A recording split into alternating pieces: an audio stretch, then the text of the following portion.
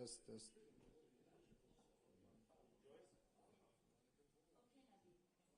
تست واحد اثنين اهو علق تست لا مش هيك. تست واحد اوكي تست واحد هذا أسئلة هونيك هونيك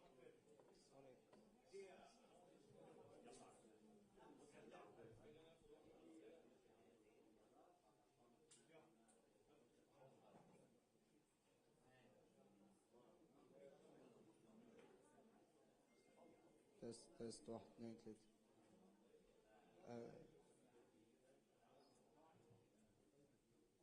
تست تست واحد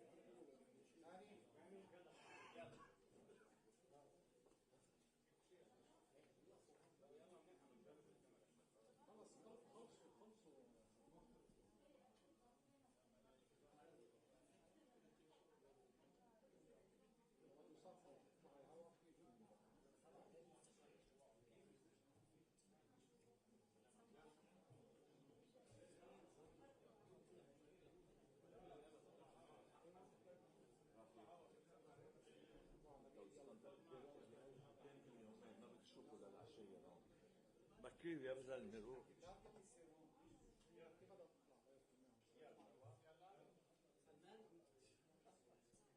سلمان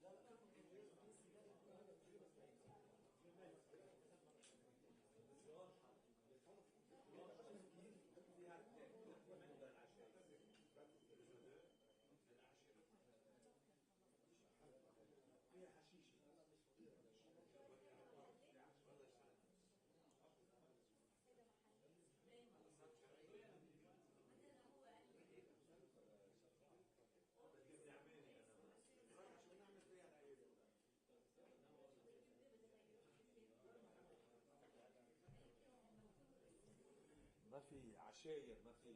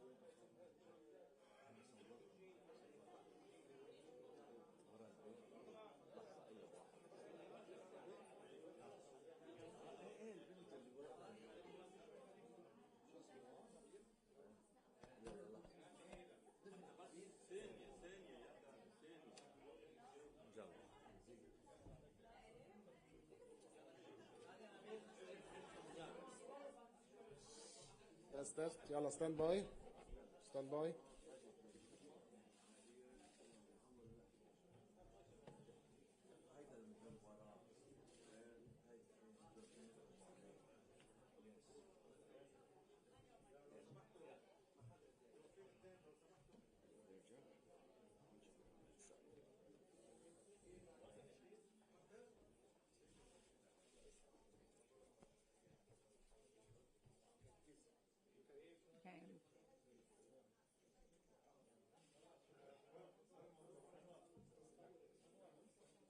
Are you ready?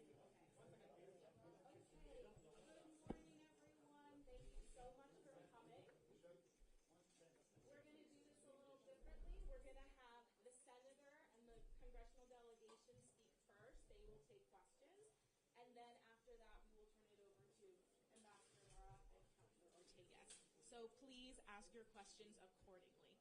We will start with the Senator Shaheen giving us opening remarks. Thank you so much. Thank you all for coming. My name is Jean Shaheen. I am a United States Senator from the state of New Hampshire. My husband is a Lebanese American, so I'm very happy to be in Beirut and to be in Lebanon. I'm delighted to be here with Senator Graham, who he and I serve on several committees together, and with Congressman Joe Wilson. They are both from South Carolina. We had a very productive meeting with President Aoun and are so pleased that he hosted us today. I want to start by pointing out that the United States stands with the people of Lebanon. A secure, stable, and thriving Lebanon is in the interest not just of the United States and the Lebanese people, but of the entire region. One of the keys to managing that reality is the full disarmament of Hezbollah. And we had a very good discussion with the President about that. That is why it's so important to support the bold decisions that the country is making right now. Strengthening the Lebanese armed forces, who are essential to securing the country's future and borders, advancing financial reforms that will put Lebanon's economy on a more solid ground. These are difficult steps. We understand that, and we appreciate the challenges in getting those things done. They are critical, however, and in Congress, back in the United States, we will continue to press for support through legislation and through the appropriations process, support for the avenue that Lebanon has chosen for your future. We will also continue to urge Lebanon's leaders to follow through on this progress, and we have meetings later today with the Speaker and with the Prime Minister. So thank you. We will now be happy to answer questions. Hello, Tony Murat from LBCI TV. I have two quick questions, please. The first one, when will the Israeli withdrawal from Lebanon begin, and will the Israeli attacks on Lebanon will stop soon? My second question, please, Senator. Senator Lindsey Graham said yesterday that he envisions a future mutual defense agreement between the U.S. and Lebanon. Have you started negotiations regarding this agreement, or still just an idea? Thank you. I have not been part of any of the discussions with Israel, so I'm not going to speak to that. Ambassador Barrack and Ms. Ortega can speak to those meetings, and I'll ask Senator Graham to speak to the defense agreement discussion. Okay. Number one, the reason I mentioned that Lebanon needs to have a vision of where Lebanon wants to go. The idea of disarming Hezbollah is not coming from me, it's coming from the Lebanese people. The Lebanese military seems to be the one institution in the country everybody's proud of. So what did we learn today? We're appropriators and Congressman funders. Yeah, we have the money. So Congressman Wilson is very involved in securing America, and the best way to secure America is to have good partners. And the best way to have a good partner is to have a military that's loyal to the people, not to a particular sect within the people. And Hezbollah is not loyal to the people. Hezbollah's agenda is not Lebanon's agenda. Hezbollah has an agenda inconsistent with you thriving and surviving. So I think you as a people, the Lebanese people, overwhelmingly want a better future. They want a future where the Palestinian militias are disarmed. They want a future where Hezbollah is disarmed, and that the people carrying arms are the Lebanese army. The Lebanese army is trusted to take care of everybody's interests regardless of sect. If you can pull that off, that would be the biggest accomplishment in modern history of Lebanon. This is a challenge. Iran is its weakest. Iran is up to no good, but their capability is tremendously diminished. You have an opening here.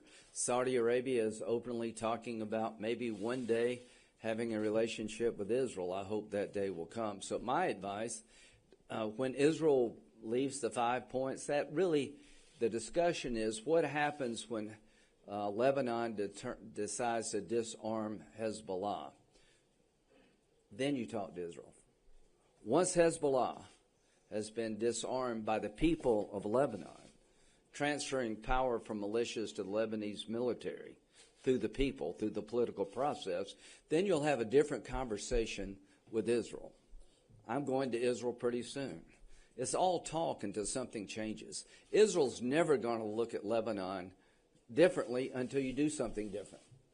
And that is disarm the enemy of the Israeli people. Hezbollah has American blood on its hands, has Israeli blood on its hands, has Lebanese blood on its hands. So don't ask me any questions about what Israel's going to do until you disarm Hezbollah. If you disarm Hezbollah, we'll have a good conversation. If you don't, it's a meaningless conversation. Thank you, Senator. I have a question. This is Susan Hidamus from the Washington Post. So would you please explain to us what is the Trump economic zone? People are wondering, is it an area that, what is it? How can you explain it, please? I'll let my Republican colleagues answer that. I'm the Democrat in the group. Well, she's very valuable. I'll let these two guys talk about the economic. It's to make sure that people have the capability to feed their family and, you know, secure the area that's in question. If you take a contested area and make it stable, that's good for Lebanon, that's good for Israel. I think President Trump, through Tom and Morgan, have a plan to create stability along the border. I'll let them talk about that. But the one thing I forgot to mention is a defense agreement, do you have any idea what I'm talking about? I'm talking about the biggest change in the history of Lebanon. And why am I talking about it? How many nations have a defense agreement with the United States? Very few. NATO, we have Article 5 commitment, but the number of nations that America is willing to go to war for is very few. Why do I mention Lebanon being in that group? You have one thing going for you that is very valuable to me, religious diversity. Christianity is under siege in the Mideast. Christians are being slaughtered and run out of all over the region, except here. And so what I am going to tell my colleagues, and Jean has been great, why don't we invest in defending religious diversity in the Mideast? Why don't we have a relationship with Lebanon where we would actually defend what you're doing? I think it's in America's interest to defend religious diversity, whether you're Druze or Alawite or a Christian or whatever. The idea that America may one day have a defense agreement with Lebanon changes Lebanon unlike any single thing I could think of. And why am I pushing this idea? Because I want to defend religious diversity. I want those who want to destroy religious diversity to understand your days are numbered. Thank you so much. The next question, please. Welcome to Lebanon. Have you been informed by President Aoun about the military plan that the government will approve to disarm? What we discussed is that there will be a plan forthcoming in the next week or so is the proposed date, and we look forward to seeing that. Next question. Mr. Graham. Mr. Graham? Yes. Yes. In which way you believe that the Prime Minister, Israeli Prime Minister Netanyahu, will help Lebanon to disarm Hezbollah if Lebanon has to do all the steps first? Well, if I were the Israeli Prime Minister, I would be looking at Lebanon differently after Hezbollah was disarmed by the Lebanese people. That's your decision. Why do you need Israel to tell you to disarm Hezbollah? That's not Israel's decision. That's yours decision. Whether they withdraw or not, it depends on what you do. So don't tell me anymore, we're not going to disarm Hezbollah until Israel does something. If that's the model, you're going to fail. The reason you disarm Hezbollah is because it's best for you. This country is going backward, not forward, if you don't follow through with disarming the Palestinians and Hezbollah and making the Lebanese army the central repository of arms for the nation. If you don't do that, you're going nowhere. Saudi Arabia is not coming here unless you do that. All right, now, next question. Okay, thank you so much. Our next question is going to go here to...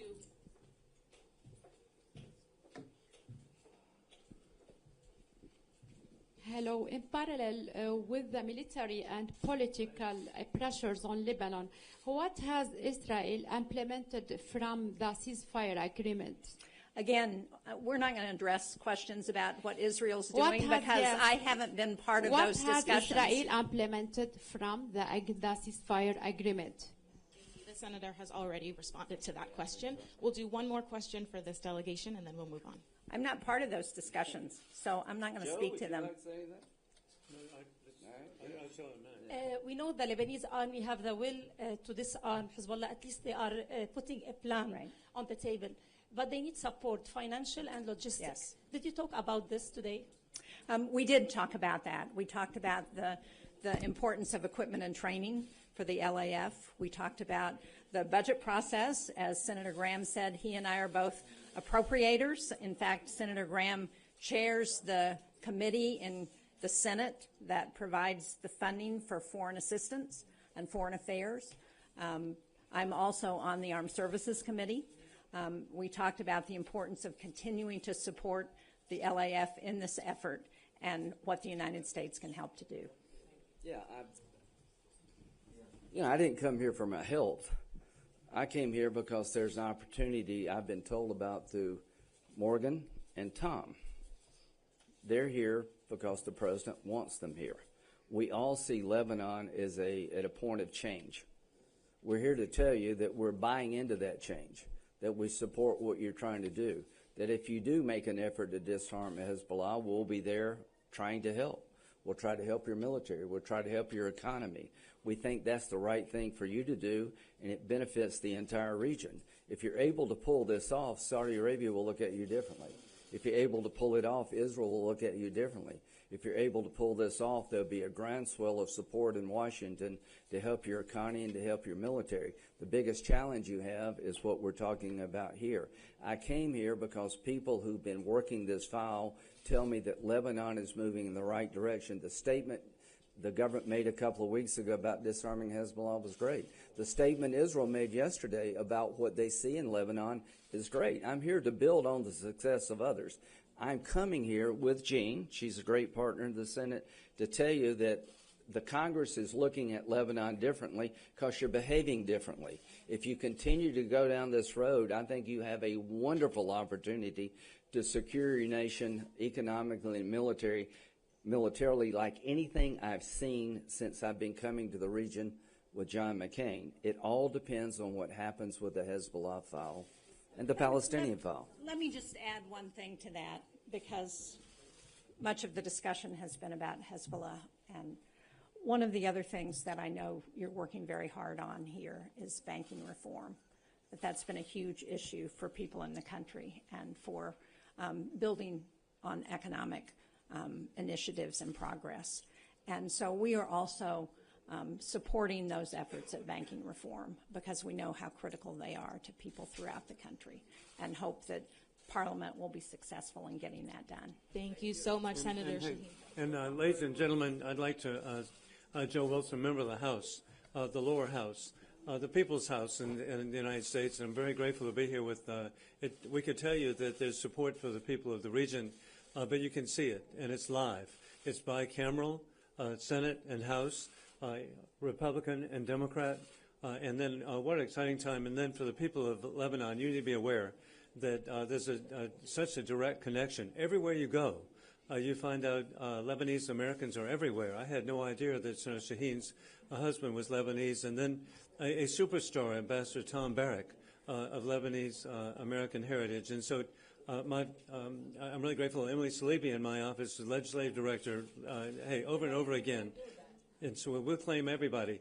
But again, I'm just really grateful for the connection that we have. And then it's also an exciting time. We met with President al-Shara yesterday. To me, it's so important for the people of Syria and the region. To me, this has I believe, the consequence, the fall of the Berlin Wall. Now have the fall of Bashar al-Assad. There's such an opportunity for stability, security, for economic prosperity for everyone. And I'm just so grateful that we also have a president working with Ambassador Tom Barrack and Morgan Ortegas, who is a visionary. Who would ever imagine? Just recently, he's a proponent of peace. The agreement between Armenia and Azerbaijan. I was in Yerevan a year ago. The prospect of that was totally inconceivable, but it's occurred. And so we have a president who wants to step in, Donald Trump, who wants a Middle East that's prosperous, stable, capable of having opportunities for the younger citizens, everyone. So I'm grateful to be part of the delegation, bipartisan, bicameral. Thank you. Thank you so much. One thing, we had a great ambassador here, but President Trump's, one of his closest friends, has been picked to be ambassador of Lebanon. We're going to try to get them as soon as we can. Thank you so much, Senator. Thank you so much, Representative Wilson. We will hold a separate event for other questions. Thank you guys so much. We really appreciate it. There will be a separate event for Ambassador Barrack and Ortegas. Not right now. Thank you.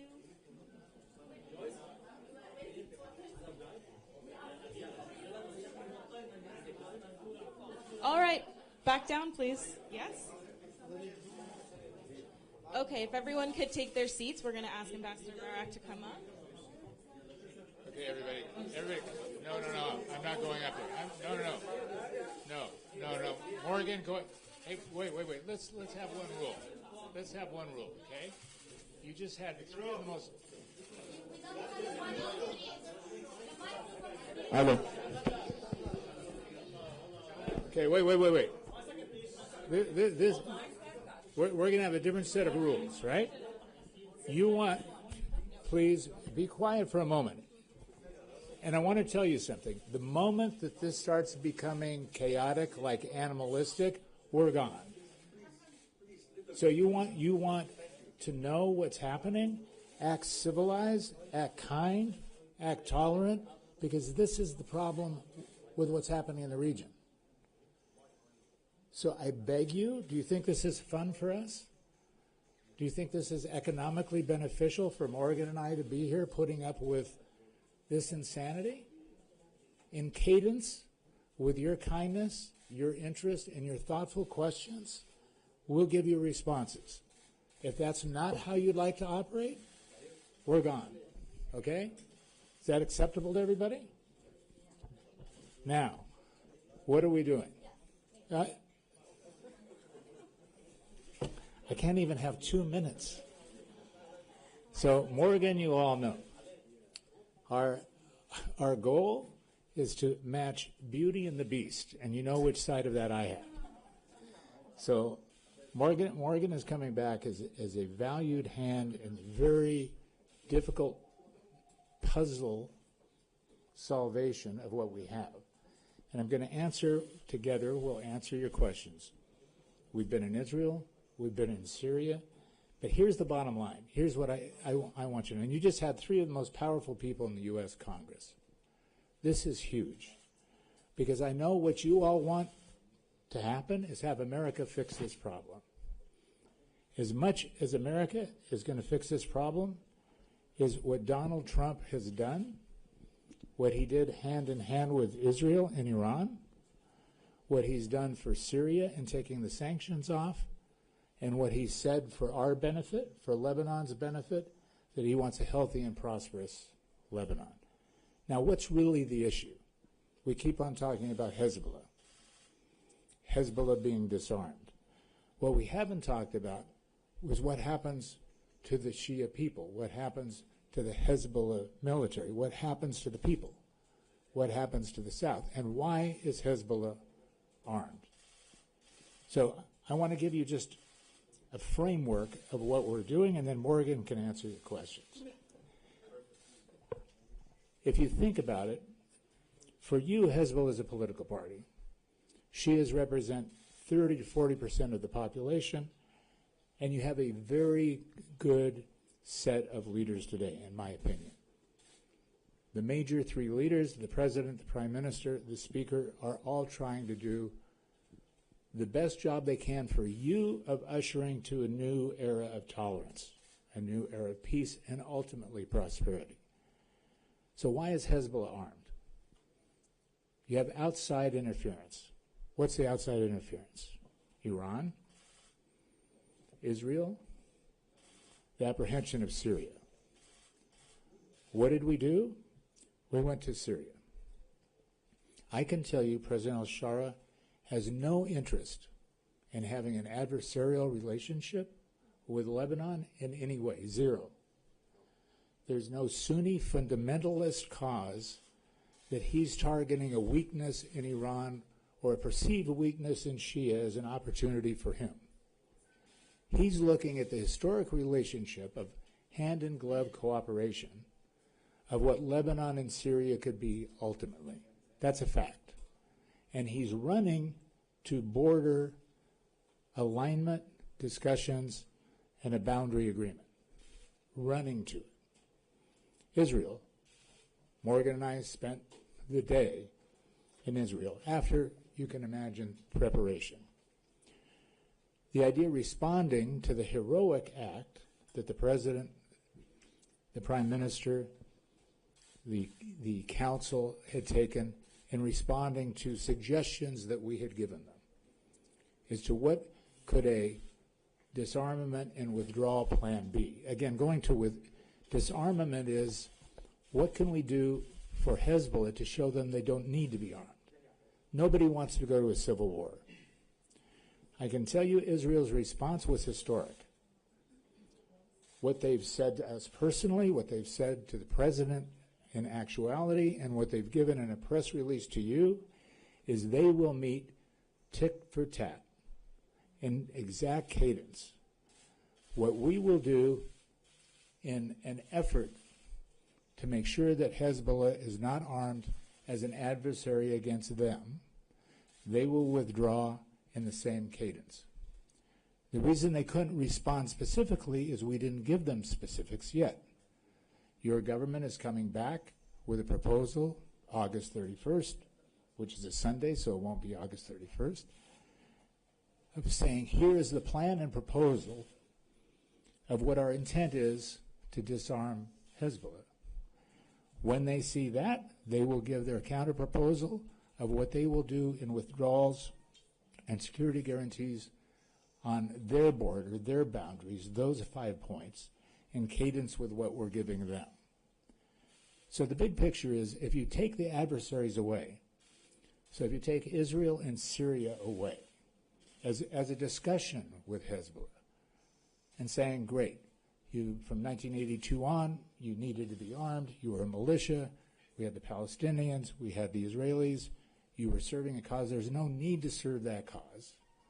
LAF can do it, you can be a part of it, but when we talk about the economic zone, we have to have a substitute for what happens, because there's another outside party that we just talked about, Iran, that we have no direct relationship with. And Iran has been the financier of the growth of Hezbollah, the municipality, and Hezbollah, the militia.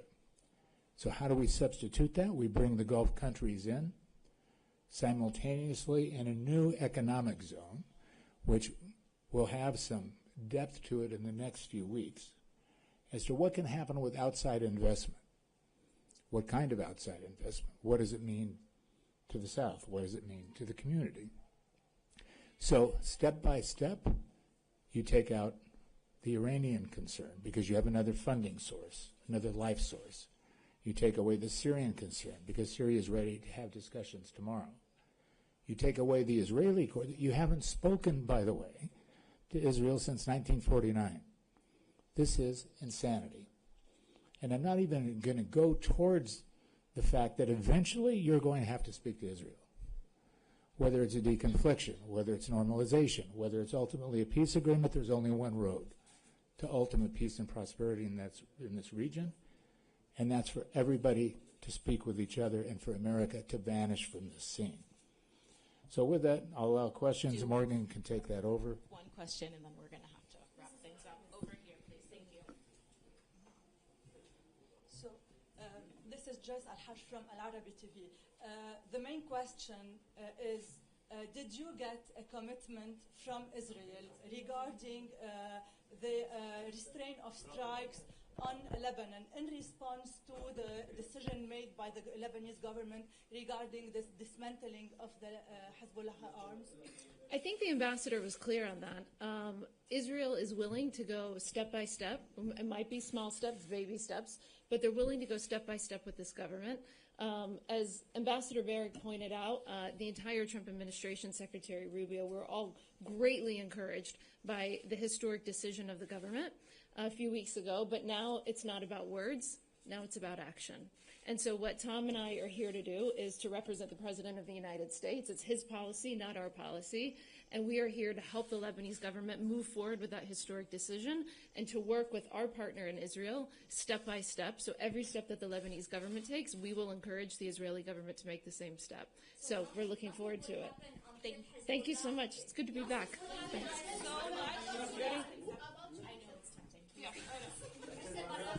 Wait.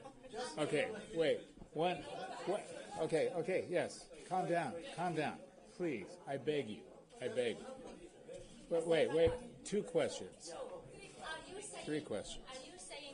Are you saying that nothing will happen until the disarmament of Hezbollah? So you mean that Israel will do anything until the real disarmament of Hezbollah? Never any step? Because last time you said that you will work on a step from the Israeli side. Yes, so it's a good question. Let me be more clear. What the Israelis are saying is they will meet step by step whatever our disarmament plan is. When I say our, I'm speaking about Lebanese, right? That on August 31st, we're coming back with some plan. I don't know what it is. LAF and your government are coming back with a plan, saying our proposal to Hezbollah as to how to disarm them, which is not necessarily militarily, right? They're not talking about going to war. They're talking about how do we convince Hezbollah to give up those arms, and what does that mean? We don't know because there's no Lebanese plan at the moment. They've done a very good job south of the Litani in this very confused setting. Remember, we had this November 2024 agreement that nobody abided by, right? So we talk about a cessation of hostilities agreement, which is still in effect, but nobody's paying attention. So what will happen now? Why do I think this is, why personally am I hopeful? Your government did something amazing, which is took 11 points and said, we as a government will commit to do these things. The first major step of that is we will ask LAF to prepare an agreement on how Hezbollah can be disarmed, which will be submitted to us for approval. We haven't seen it. They haven't seen it. It hasn't been submitted. What Israel has now said, which is historic, is we don't want to occupy Lebanon. We're happy to withdraw from Lebanon. And we will meet those withdrawal expectations with our plan as soon as we see what is the plan to actually disarm Hezbollah. So it's words on both sides, but those words are super important because we're getting towards that narrow alley of action, and that's where we are at the moment. I want to ask you regarding the economic zone, but what mechanism could such a plan realistically be implemented? So if you think about how do we solve all these issues amongst all of us? Hope is a great thing, but hope fades quickly, right? So with me, you're going to get frustrated with me if I'm up here for another 6 months saying it's going to happen, it's going to happen, it's going to happen. Exactly. You'll say, well, let's move from America to France. Let's go from France to Germany. Let's go from Germany to Saudi Arabia. Let's go to some outside source. The only thing that works is the hope of prosperity. So we have to have money coming into the system. The money will come from the Gulf. Lebanon, for all the reasons we know, has always had that historic ability to harness enterprise, business, banking. You know, they're working on a gap law. They're working on a new central bank. They're working on a correspondent banking system. They're working on the port. They're working on logistics. We need to speed that program. Qatar and Saudi Arabia are our partners and willing to do that. And saying for the South, if we're asking a portion of the Lebanese community to give up their livelihood, because when we say disarm Hezbollah, we have 40,000 people that are being paid by Iran to fight. What are you going to do with them? You want to take their weapons and say, by the way, good luck, go plant more olive trees? It can't happen, right? We have to help them. And the way we help them is to say, we, all of us, the Gulf, the U.S., the Lebanese, are all going to act together in creating an economic forum that will produce a livelihood which isn't set upon whether Iran wants it or not. That's the idea. Yes, ma'am. Did you discuss the issue of defense extending? Of course. What's your opinion? My personal opinion? No, USA. Why the U.S. stand against the EU? So let me ask you a question. How long has UNIFIL been there? How much do you pay them a year?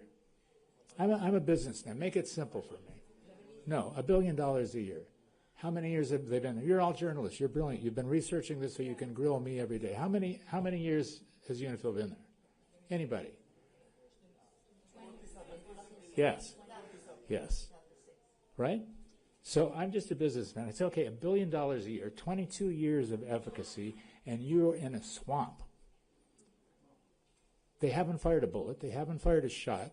You're in a worse dilemma than you've ever been with Israel and Hezbollah, and you want us to weigh in more with LAF. LAF is the answer. Your answer is LAF. Your answer is not UNIFIL. The Secretary of the United States position is we will extend for 1 year. That's our position today. We have to decide by the end of August. Of course, France is not in that position. My personal position is I sponsor the President of the United States and the Secretary of State 100%. Concentrate on LAF. You have to do it yourself. The more you rely on outside influences, pretty soon you're going to be substituting McDonald's for Kibinai. Right? That's what's happening. Every time you reach outside for outside help, you're losing the value of what you have. Don't do it. Hezbollah, you can convince them in a non-adversary, my opinion, in a non-civil war environment to join one Lebanese state. This is my opinion. Last question. You guys are wearing me out. I only want question. You have talked about Syria, Israel, and Tehran. Why not taking the sword away and United States talk to Tehran to give an order to Hezbollah, and then we close this issue? Do you think that's not happening? Goodbye.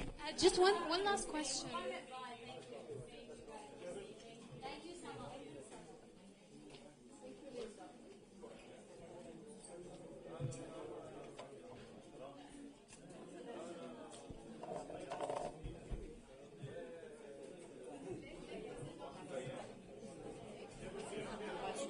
بعد شوي في بيان اوكي